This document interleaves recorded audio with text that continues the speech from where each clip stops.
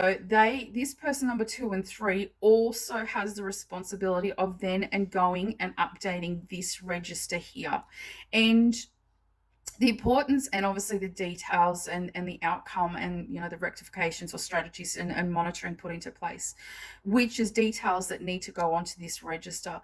Now, I suppose the biggest thing with this register is not only for compliance side that you have done all these steps over here. It's your evidence proof that you've effectively identified and managed and handled the outcome of that complaint. So it's an evidence for your compliance.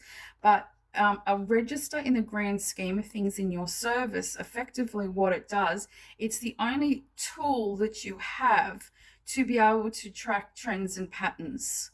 Okay, so when you're able to effectively track trends and patterns in your disability service, then what occurs, and by the way, when I say register, it can be paper-based or it can be electronic. It doesn't matter what system you use.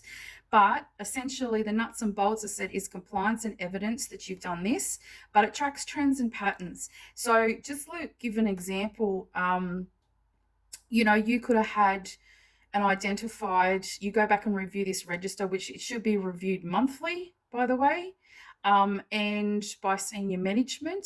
If you've identified that there might have been, say, 3 complaints in the last 8 weeks about person-centered care, then you have identified that trend and pattern occurring in your service, which again, this is where systems link back up, because if you've identified that concern with person-centered care, it then falls back to your staff training system, whether it be internally, externally. Staff need to, have extra guidance, mentoring, training on, these particular types of complaints that have been identified if there is a trend or a pattern occurring.